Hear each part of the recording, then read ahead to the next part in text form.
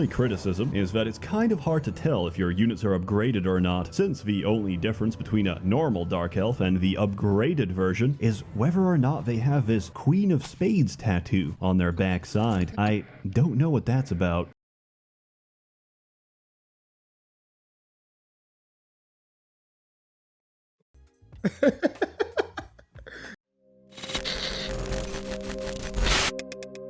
How's it going, everybody? Jack here with another video. So today I'll be reacting to yet another review from SsethTzeentach on one of the greatest franchises of all time, and this one is Heroes of Might and Magic.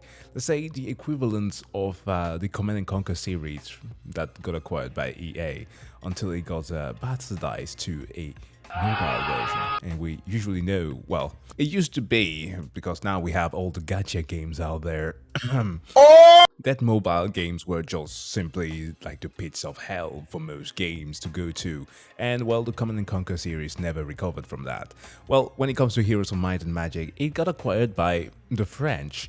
I don't want to say that it turned completely bad, because Might and Magic 5, which is a game that I've played, is not that bad.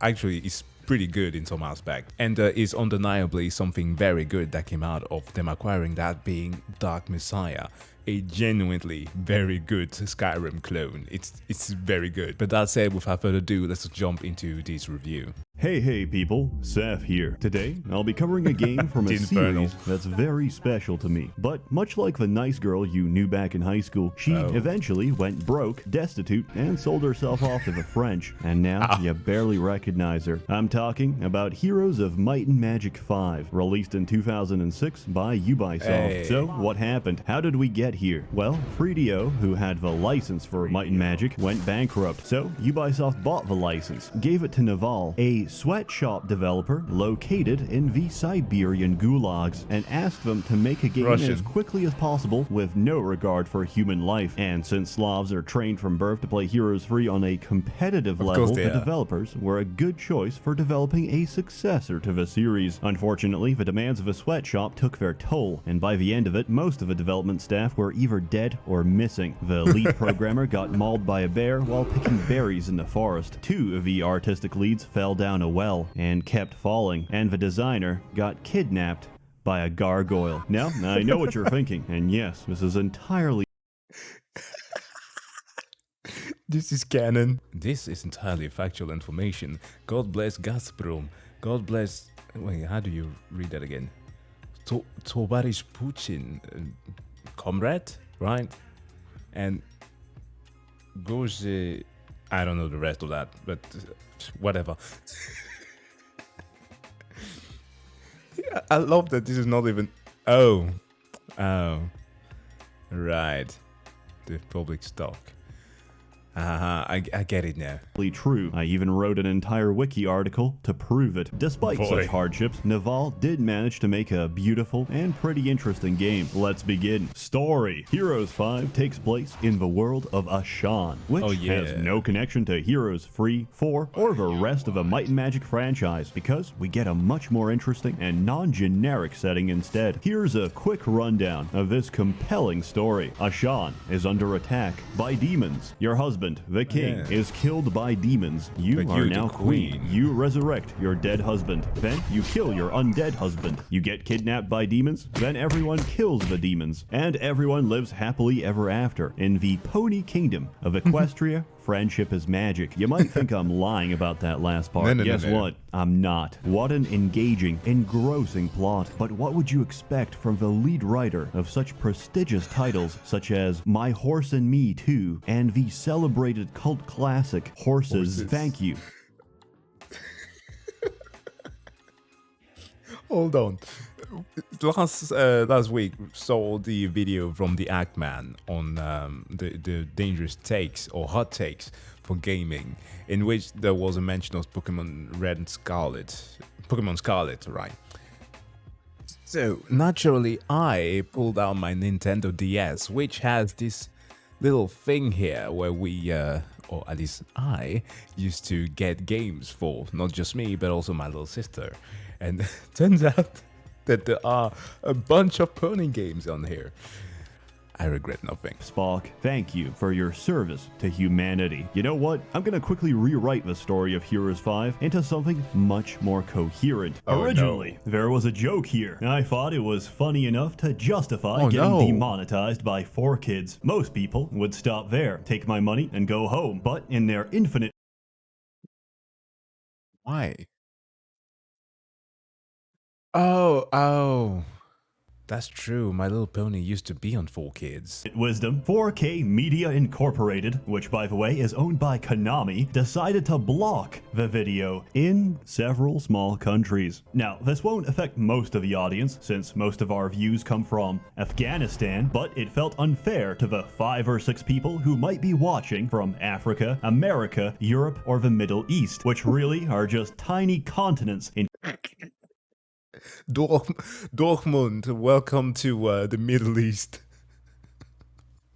Well, some German will argue that, oh, because there's so many Arabs here. Comparison. I have only respect and admiration for the Galaxy Brain decision to not only copyright claim my video so you can make money off it, but to also block my video so Makes no sense. Make any money off it. Dear 4K Media Incorporated, I'm not even mad. I'm just very confused. Shout out to my boys in Pyongyang who can still see this video in 2020. Gameplay. Everything is turn-based. Pick a map, pick a faction, pick a hero, and play. Unlike Heroes 3, your heroes can now attack monsters directly, but unlike Heroes 4, they can't be murdered on the battlefield. And they get a crazy, over-the-top skill wheel progression system as they level up, which is never explained inside the game, and you have to use third-party fan software to even know the existence of such a thing. Oh yeah, and you no longer have to micromanage every single neutral dwelling in town. You can now send caravans to the town of your choice and just pick up your troops later. It's very self-explanatory. There's 8 different factions to play, 6 in the base game, plus Fortress and Stronghold from the expansions. Everybody gets a massively scaled town, which spits out units for them each week. Every town also gets an amazing orchestral theme song, except Stronghold. Each time I reinstall the game, I have to realize this all over again. The only problem with buying shit from Ubisoft is obviously that, for one, you don't get the extra stuff that usually comes along with it. So, obviously, I know that Seth is the GOG guy. I suppose that without him and Mandalore, they wouldn't get much revenue at all. But yeah, if you were to get any of these games, get them on GOG instead. Stronghold's music sounds like some royalty-free ambient background noise. It sounds like elevator music in a fantasy-themed 2-star hotel. So each time I have to go into my music folders and replace it with something more appropriate. Ram Ranch, it rocks. Cowboys love big herds driving cars. Oh no, the goblin. As you may have noticed, the town camera pans around on its own. It's actually one of my favorite things in this game, especially since the camera tracking syncs up with the music, but I'll show that off at the end. Every faction gets 7 units from Tier 1 to Tier 7, all of which can be upgraded. Tribes of the East adds side grades too, which means there's now 2 upgrades to choose from. Most of these range from interesting to what flavor of energy drink do you want your units to look like. Let's talk about the factions. Haven. These are the humans. They're very standard, very European, and generally quite solid. Some might think the strongest unit in the Haven arsenal is the Angel. However, that's completely fucking wrong. Yes, a celestial being sent to enact the will of God is pretty good, but can she pay taxes? I don't think so. No, the strongest unit under Haven's direct command is the humble peasant. The real heroes of might and magic are taxpayers. They contribute their monthly wages to provide you with security, social services, and of course, roads. Without peasants, we wouldn't have much of a country. Yes, it's only 1 gold per peasant per day, but if you let them survive plague, famines, and high infant mortality rates, you'll win the game economically. Because wars aren't decided by swords. They're decided by whoever has the most money, and that's a fact. God bless the unwashed masses for sustaining the military-industrial complex of the Griffin Empire. Stronghold. They've got orcs, centaurs, wyverns, and women. They also get a cyclops. They have women. Eventually. Unfortunately, they also have goblins. This shitty little thing turns it back on you. I can't remember how the mechanic works with this, but it's literally a bloody traitor. Never used them in the game. I have mixed feelings about these little shits. To help you understand, let me read you one of their abilities, Treachery. When the number of these What? Oh, below 30% of the original number. creatures falls below 30% of their original numbers, they change sides. Luckily, the rest of the faction more or less acknowledges that goblins are subhuman trash, which is great since you can sacrifice them directly to your shaman girls, use them as a tasty snack, or even as improvised living ammunition for your cyclops. It's an okay faction, a bit barren, and of course their music is terrible, but that's okay because I replaced all the stronghold music. Yes, 28 U.S. Marines pulling up with black Ford Raptor trucks. Helicopters landed. Ram Ranch is under siege. Ram Ranch. Lockdown. U.S. Marines are gonna fuck Ram Ranch cowboy butts. Much more immersive, I think you'll agree. Academy are the wizards. Their city is essentially just Dubai, except in the sky. These are the Alakir from World of Warcraft. Is basically what it is.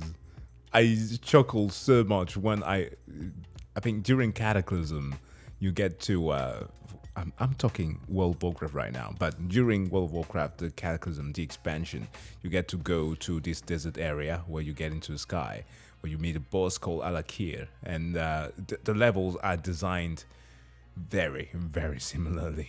Floating at an altitude just high enough to be legally recognized as an independent state. As such, academies are regarded as offshore tax havens. What do they do with all this money? Well, they do what everyone with infinite power and knowledge of the arcane does. They summon catgirls and construct tin cans to murder anybody they don't like. They're great to play, and they've got amazing visuals. It's like a fusion of Indian and Arabic aesthetics. I love it. Sylvans are furries, sodomites, and probably zoophiles. Critics are rather divided on this town. On the one hand, it's objectively the best choice to upgrade your Applejacks into Fluttershy, yet many might be blindsided by Princess Celestia's better synergy with light magic. Personally, I don't care. They do have really nice music though. Dungeon are furries, sodomites, and definitely zoophiles. If you like femdom, BDSM, or matriarchy, you'll feel right at home in the dungeon. They're fun to play. My only criticism is that it's kind of hard to tell if your units are upgraded or not, since the only difference between a normal Dark Elf and the upgraded version is whether or not they have this Queen of Spades tattoo on their backside. I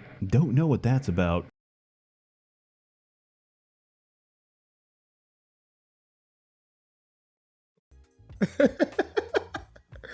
That's for sure is an upgrade. Certified from here. I know.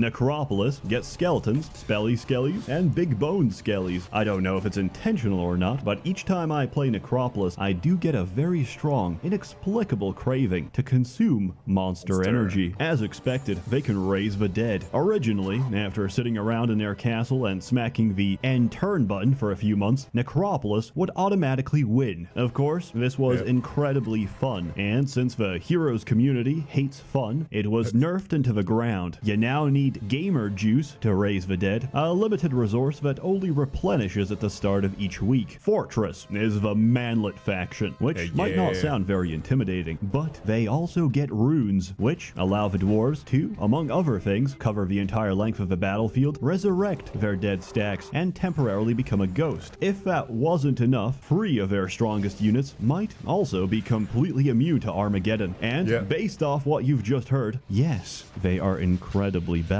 Inferno can do this. They can also do this. They're red, they're demons, they can summon more demons. They all look the same and they're extremely boring to play. But wait, that's not all. This is a good time to mention that every faction gets a special, racially exclusive ability. Academy gets body modification. Sylvans are good at poaching. Dungeon benefits from bestiality. Dwarves get runes. Stronghold gets angry. Haven can turn living units into better units. Necropolis can turn living units into undead units, but Inferno has the most powerful and strategically significant of all. Inferno are stupid. They're demons. Guess what they do? That right there is a given. Why? You get less units. Inferno can turn living units into dead units. Now that is amazing design. So while other brainlet factions are focused on pressing the advantage, adapting to the enemy, and increasing their forces, the Galaxy Brain Inferno player spends all of his money on troops only to sacrifice them so he can level up once or twice. His objective completed, his goals met. He hits Alt F4 and ejects himself from the multiplayer match. And that's why Inferno is the most powerful faction, because its players. Wait, hold on. There's no multiplayer in this. What does he mean? Can't be reasoned with. They're nihilists with motives above human understanding. Combat plays out like the previous titles, except there are some changes. One, everyone has gained weight since Heroes 3 and 4. The battlefield is no longer hexagonal. It is now quadragonal. Yes, everything and everyone is a square now. It's easier to body block, but it's also easier to get completely blocked out of a fight, depending on the unfortunate geometry of twigs and small stones in your. This is why Songs of Conquest was such a breath of fresh air. And not only that, it also looked really good with the sprite art.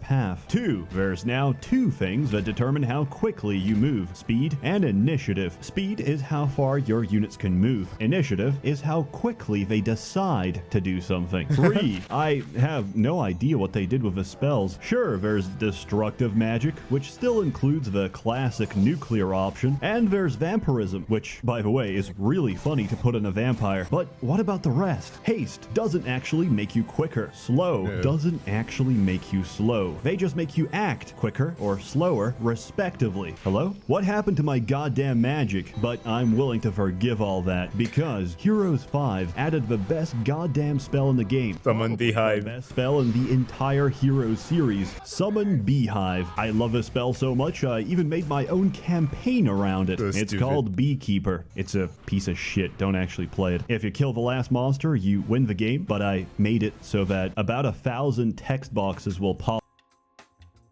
Welcome to Holy Division Homes Co. The Hexagon Group.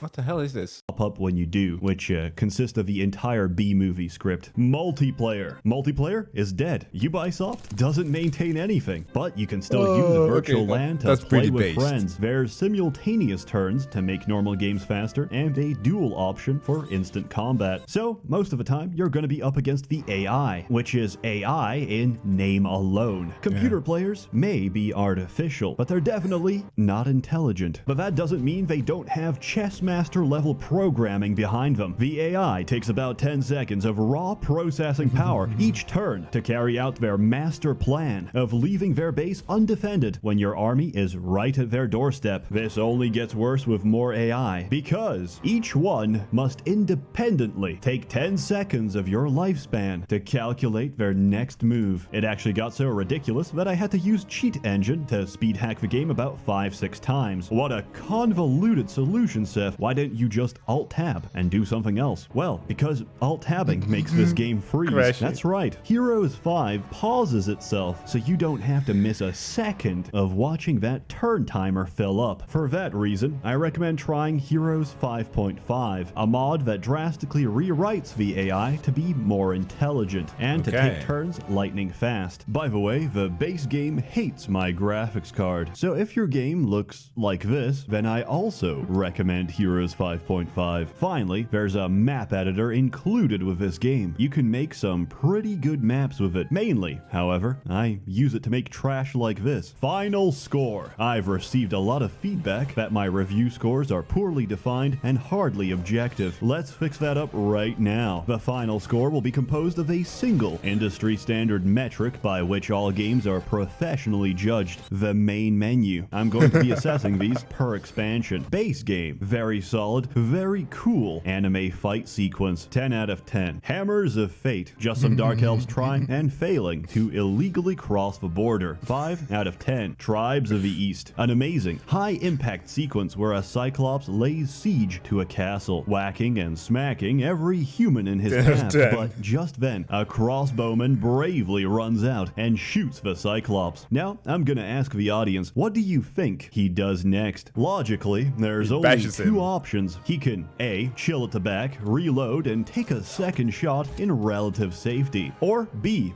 He can charge the Cyclops with a butter knife. If you yeah. voted B, good news, you're correct. Our brave warrior follows the most reasonable course of action and charges the Cyclops. I always love how he's just looking around. So, is everybody looking? Okay, I can die without the shame. Let's see how well he does.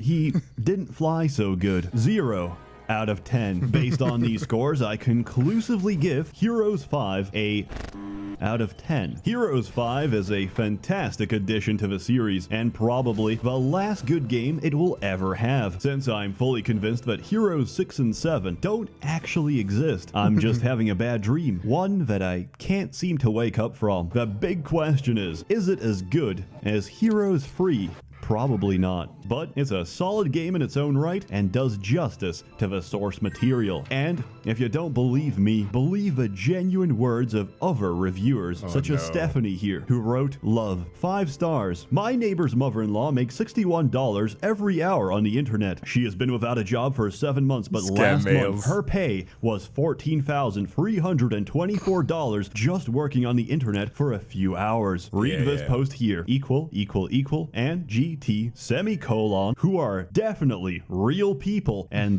not spam bots trying to take your money. I recommend buying the whole collection on GOG, since unlike the Uplay copy, it comes with a full soundtrack and no DRM. Plus, it ensures that less of your money is going towards Ubisoft, who massacred my favorite series, turned it into someone's deviant art gallery, and turned me into a bitter shell of my former self. As always, more content to come next year. We're done for now, but not entirely. Earlier, I concluded my streaming contract with DLive, and as a man of my word, I went back to the merchants and asked them to vote on what kind of smut would you like commissioned. Our budget, about $1,200. Here are the results of democracy. You can find them on my site and spread across the less reputable dens of evil. A warm thanks to the many members of the Merchants Guild generously funding and bankrolling these videos. Please enjoy your Christmas, Hanukkah, and have a happy new year. Stay warm, stay cozy, and have a good one. Roll the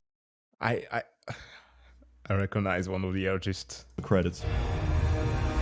Like, I don't think that Heroes of Might and Magic is like dead. If Ubisoft really could capitalize on the many IPs that they had, they could make something good. I mean, think of the fact that somebody like an indie company like Lava Potion made Song of Conquest so good. How the hell are they unable to? Okay, we know corporate greed, but damn. Okay. Anyways, Heroes of Might and Magic 5 still is a pretty fun game as far as I remember, and I like this review. What do you guys think? Did you like this reaction? Please let me know by giving the video a like, and as always, please do go and subscribe to Seth's channel if you aren't already. And of course, I wish you all to have a wonderful day. See you guys in the next one. Bye.